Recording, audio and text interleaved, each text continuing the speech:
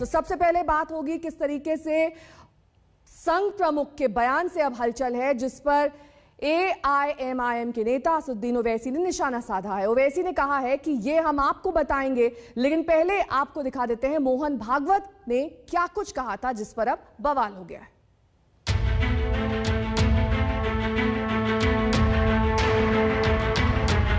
भारत के सब लोगों का DNA, सब लोगों का मेरा पूरा DNA समान है।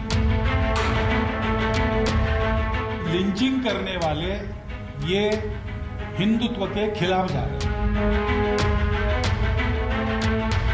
तो हमारे ही पूर्वज के वंशज, खून के अपने भाई मुसलमान साथ क्यों नहीं चल सकते? वो कैसे अलग हो गए? गौ रक्षा के नाम पर निर्दोषों की लिंचिंग, दो समुदायों के बीच बढ़ती मजहबी नफरत और खाई के बीच संघ प्रमुख मोहन भागवत का ये बयान बेहद अहम है। संघ प्रमुख ने साफ कह दिया कि लिंचिंग करने वाले आतताई हैं, हिंदुत्व के खिलाफ जा रहे हैं। सब प्रकार के लोग हैं, जैसे ये साथ चलते हैं वैसे हमारे ही भारत माता के पुत्र, हमारी ही संस्कृति के विरासतदार और हमारे ही पूर्वज के वंशज, खून के अपने भाई मुसलमान साथ क्यों नहीं चल सकते? वो कैसे अलग हो गए? लेकिन इन सब पृष्ठभूमियों के कारण एक अलगाव और अविश्वास पैदा हुआ है। उसकी दूरी हमको काटते समय समाज के मन से ये सारा हटाना पड़ेगा, और हटाने का मतलब छिपाना नहीं होता है। जो आपने कहा, खरी खरी बात को जैसा है वैसा समझना। इसलिए हम कहते हैं कि हिंदुस्तान हिंदू राष्ट्र है, गौ माता पूज्य है, लेकिन लिंचिंग करने वाले ये हिंदुत्व के खिलाफ जा रहे हैं, वो आतताई है। गाजियाबाद में मुस्लिम राष्ट्रीय मंच की तरफ से आयोजित एक कार्यक्रम में मोहन भागवत ने हिंदू मुस्लिम एकता को लेकर कई अहम बातें कहीं। उन्होंने कहा कि सभी भारतीयों का DNA एक है। ये हमारा देश है, ये हमारी परंपरा है, ये हमारी तहजीब है, और ये हमारे मातृभूमि के कारण मिली है। वो पहला आधार है, और ये परंपरा दूसरा आधार है, और तीसरा आधार है ही हम समान पूर्वजों के वंशज हैं। अब ये विज्ञान से भी सिद्ध हो चुका है। 40,000 साल पूर्व से हम भारत के सब लोगों का DNA, सब लोगों का निरपवाह DNA समान है। इस आधार पर आरूढ़ होकर हम जब विचार करते हैं तो मन में अपनापन आता ही है।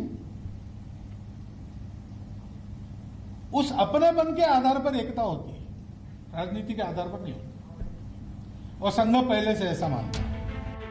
मोहन भागवत ने मुस्लिम समुदाय से अपील की कि वो भय के जाल में न फंसें। उन्होंने उन लोगों पर भी हमला बोला जो मुसलमानों से देश छोड़ने की बात करते हैं। भागवत ने कहा कि ऐसे लोगों को खुद को हिंदू नहीं कहना चाहिए।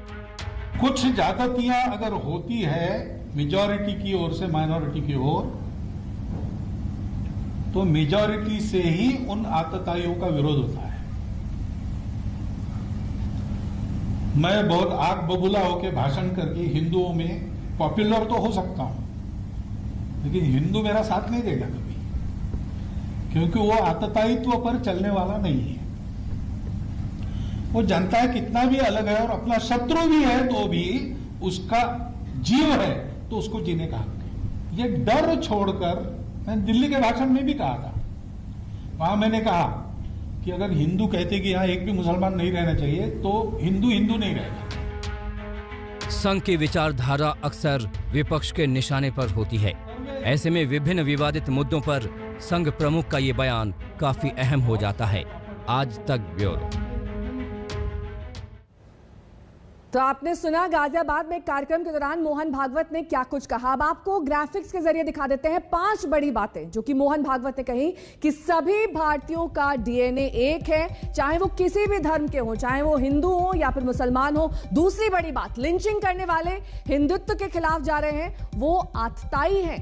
और साथ ही तीसरी बात, हिंदू मुस्लिम एकता भ्रामक है क्योंकि वो अलग नहीं है, दोनों एक ही हैं। चौथी बड़ी बात आपको दिखा देते हैं, लोकतंत्र में हिंदुओं या मुसलमानों का प्रभुत्व नहीं हो सकता क्योंकि सिर्फ भारतीयों का प्रभुत्व हो सकता है।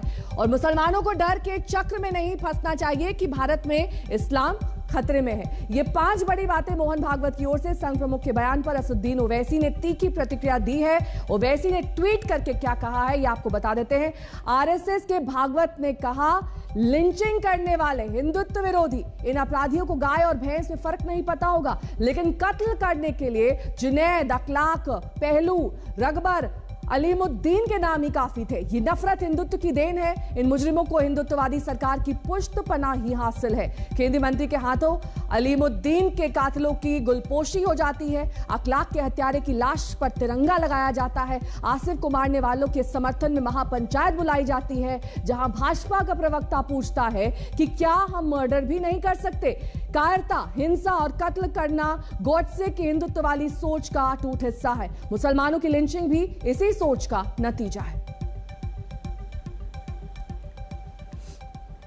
तो आरएसएस के वरिष्ठ प्रचारक इंद्रेश कुमार ने भी संघ प्रमुख के बयान पर प्रतिक्रिया जाहिर की है। उन्होंने कहा कि हम सब परंपराओं से एक हैं, नेताओं से वोट बैंक पॉलिटिक्स से ऊपर उठकर काम करना चाहिए। जो मूल विषय है कि हम पूर्वजों से साझे हैं, परंपराओं से साझे हैं और देश से साझे हैं। मिलकर चलेंगे तो प्रगति करेंगे, बंटकर चलेंगे तो विनाश होगा। इसलिए वोट बैंक पॉलिटिक्स से ऊपर उठकर और सबको साथ लेकर चलना और सबने साथ मिलकर चलना, यह देश की सदा जरूरत रही। और अब बात बिहार की सियासत की। बिहार के लिए आज बड़ा दिन है क्योंकि आज आरजेडी की स्थापना का रजत जयंती समारोह है और इस मौके पर लालू प्रसाद यादव वीडियो कॉन्फ्रेंसिंग के जरिए पार्टी कार्यकर्ताओं को संबोधित करेंगे। लालू का यह संबोधन इसलिए भी अहम है क्योंकि चुनाव के दौरान पार्टी ने पोस्टर से उनकी तस्वीर हटा ली थी। दूसरा अहम घटनाक्रम रामविलास पासवान की जयंती पर चिराग पासवान की आशीर्वाद यात्रा का है।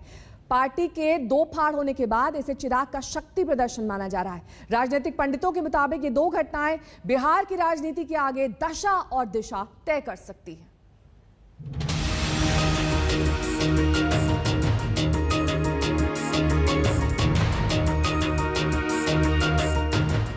पटना की सड़कों और गलियों में अरसे बाद आरजेडी का वो पोस्टर दिखा है जिसमें लालू प्रसाद यादव हैं। वरना बिहार का विधानसभा चुनाव तो आरजेडी ने लालू की तस्वीर के बगैर निकाल लिया। अपनी ही पार्टी के दफ्तर में लगे पोस्टरों से भी लालू गायब रहे। इतने नेताओं ने इतनी बयानबाजियां की मगर लालू यादव पूरे चुनाव में कहीं नहीं दिखे थे। मगर इस बार लालू यादव दिखे हैं। चारा घोटाले में जमानत पर रिहाई के बाद लालू यादव भले ही दिल्ली में हों मगर बिहार में लालू यादव के पोस्टर लग गए हैं क्योंकि मौका है पार्टी के बनने की रजत जयंती समारोह का। उत्साह बहुत है। हम देख रहे हैं पार्टी के कार्यकर्ताओं में काफ़ी उत्साह है और हर जगह, कोई पटना में ही केंद्रित नहीं है, ये भी केंद्रित ढंग से मनाया जा रहा है और हर जिले में, प्रखंड में लोग जो है ऑनलाइन इससे जुड़ने का जुगाड़ जो है बैठाए हुए हैं। आज आरजेडी रजत जयंती समारोह है मगर आरजेडी का जश्न कल से ही शुरू हो गया। बिहार विधानसभा में नेता प्रतिपक्ष तेजस्वी प्रसाद यादव ने आरजेडी प्रदेश कार्यालय में पार्टी के 25वें स्थापना दिवस की पूर्व संध्या पर आयोजित कार्यक्रम का उद्घाटन किया।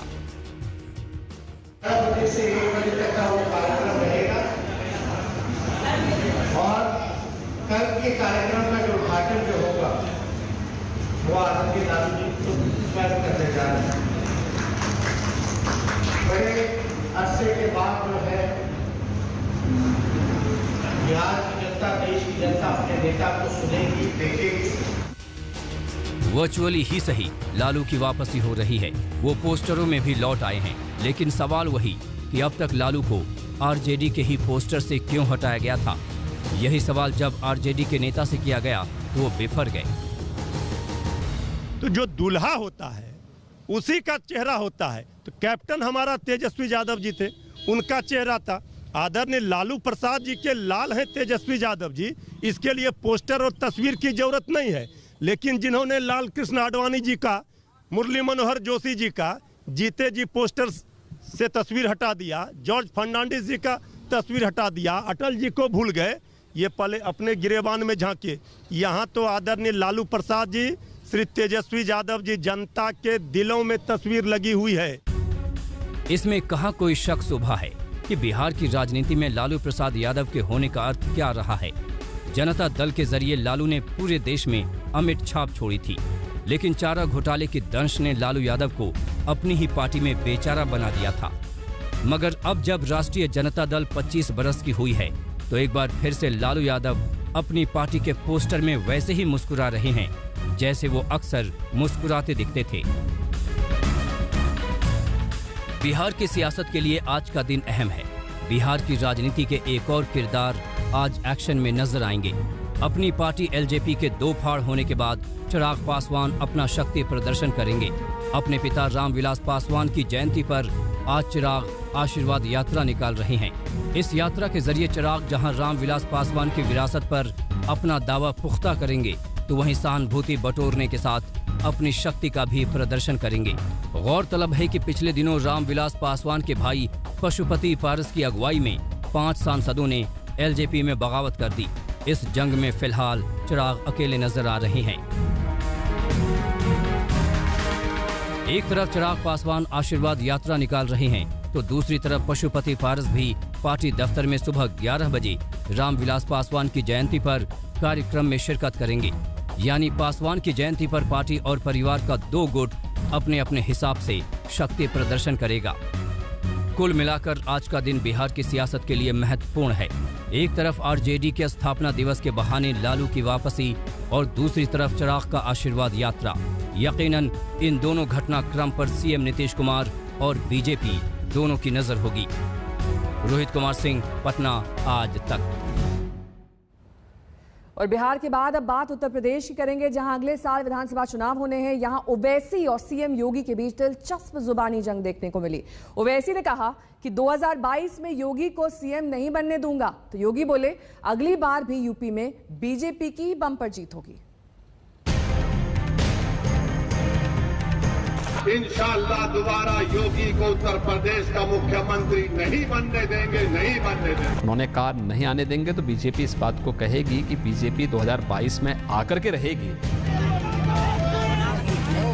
अंदर की बात बताया है साक्षी महाराज। सारे विरोधी एक साथ मिल जाए तो भी भाजपा ही 300 से ज्यादा सीट जीत करके सरकार में। बैरिस्टर असदुद्दीन ओवैसी ने योगी की ओर चट चुनौती फेंकी तो आदित्यनाथ ने भी उसे पट स्वीकार कर लिया। देश के सबसे बड़े सूबे उत्तर प्रदेश में विधानसभा चुनाव अभी कम से कम 7 से 8 महीने दूर हैं, लेकिन उसकी स्क्रिप्ट अभी से लिखी जानी शुरू हो गई है। पूरी कहानी कुछ यूं है। दरअसल AIMIM अध्यक्ष असदुद्दीन ओवैसी ने बिहार और बंगाल के बाद अब उत्तर प्रदेश में भी अपनी सियासी महत्वाकांक्षा की जड़ों को फैलाने का फैसला कर लिया है। लिहाजा 100 सीटों पर लड़ने का ऐलान तक कर दिया, लेकिन अपनी राजनीतिक हसरतों को पूरा करने के लिए उन्होंने सत्ताधारी पार्टी और सत्ताधारी मुख्यमंत्री को ही सबसे बड़ी चुनौती दे डाली। बयान जरा चौंकाने वाला है, लेकिन आज तक के एक्सक्लूसिव इंटरव्यू में सीएम योगी ने बड़ी सहजता से कहा कि हमें चैलेंज कबूल है, कबूल है, कबूल है। इंशाअल्लाह दोबारा योगी को उत्तर प्रदेश का मुख्यमंत्री नहीं बनने देंगे, नहीं बनने देंगे। अगर हमारे हौसले बुलंद रहेंगे, मेहनत करेंगे तो सब कुछ होगा इंशाअल्लाह ताला। मगर हमारी कोशिश यही है कि दोबारा उत्तर प्रदेश में बीजेपी की सरकार ना बने। बड़े नेता हैं, देश के अंदर प्रचार करते हैं, उन्हें एक समुदाय विशेष का विशेष समर्थन प्राप्त है। उनके इस चैलेंज को हम स्वीकार करते हैं। उन्होंने कहा नहीं आने देंगे तो बीजेपी इस बात को कहेगी कि बीजेपी 2022 में आकर के रहेगी। हर हाल में भारतीय जनता पार्टी की ही सरकार यूपी में बनेगी, इसमें कोई संदेह किसी को नहीं होना चाहिए। आपने ओवैसी और योगी दोनों को सुना, सुनकर अंदाजा लगा लिया होगा कि 2022 के चुनाव में घमासान कितना बड़ा होगा। ओवैसी उत्तर प्रदेश में 100 सीटों पर ताल ठोक रहे हैं। बिहार चुनाव में उनकी पार्टी का प्रदर्शन उम्मीद से दोगुना रहा है और उसी के दम पर ओवैसी अब योगी को ही बेदखल करने की बात कर रहे हैं। तो दूसरी ओर उत्तर प्रदेश जिला पंचायत अध्यक्ष चुनाव में बम्पर जीत के बूते योगी किसी चुनौती को दमदार मानते ही नहीं। यूपी में ओवैसी को उज्जवल भविष्य इसलिए भी दिख रहा है क्योंकि यहाँ बंगाल की तरह उनके सामने भाषा की कोई अड़चन नहीं है। यूपी के बड़े हिस्से में एआईएमआईएम का कैडर तैयार हो चुका है। यूपी के पंचायत चुनाव में एआईएमआईएम समर्थित 22 उम्मीदवार जिला परिषद का चुनाव जीत चुके हैं, जबकि 50 सीटों पर वो दूसरे स्थान पर रहे। ओवैसी को पूर्वांचल की मुस्लिम बहुल सीटों में फायदा हो सकता है। जातियों पर प्रभाव रखने वाली छोटी छोटी पार्टियों का साथ भी ओवैसी के लिए फायदेमंद हो सकता है। ओवैसी को ये भी लगता है कि किसान आंदोलन और ब्राह्मणों की तथाकथित नाराजगी भी योगी को नुकसान पहुंचा सकती है। ओवैसी के मंसूबे बेशक आसमान छू रहे हों, लेकिन योगी का चैलेंज को स्वीकार करने के पीछे भी वजहें कम नहीं। सबसे ताजा सबूत है यूपी जिला पंचायत अध्यक्ष चुनाव के नतीजे, जहां 75 सीटों में से 67 सीटों पर बीजेपी का कब्जा रहा। और तो और हैदराबाद म्युनिसिपल चुनाव में भी योगी के प्रचार ने ओवैसी के गढ़ में कमल खिलाने को मजबूती दी। 2019 लोकसभा चुनाव में भी यूपी में बीजेपी का दमदार प्रदर्शन रहा और यूपी में बड़े विपक्षी दलों के बीच आपसी खींचतान भी योगी को फायदा पहुंचा सकती है। अब ओवैसी ने चुनौती का पासा तो फेंक दिया है और योगी ने अपनी चाल भी बता दी है, लेकिन इसका असल नतीजा 2022 चुनाव में ही दिखेगा। पता चलेगा किस में कितना है दम। लखनऊ से कुमार अभिषेक के साथ आज तक ब्यूरो। यूपी के बाद अब बात पश्चिम बंगाल की करेंगे, जहां पर बीजेपी और टीएमसी में हिंसक झड़प रुकने का नाम नहीं ले रही है। बांकुरा में देर शाम दोनों पार्टी के कार्यकर्ताओं में हिंसक झड़प हुई। मारपीट के दौरान बीजेपी के 6 और टीएमसी के 4 कार्यकर्ता गंभीर रूप से घायल हुए। दरअसल सोनामुखी में बीजेपी ने एक कार्यक्रम का आयोजन किया था। बीजेपी का आरोप है कि कार्यक्रम को बंद कराने के लिए टीएमसी के गुंडे वहां पहुंच गए और मारपीट शुरू कर दी। हालांकि टीएमसी ने सभी आरोपों को निराधार बताया।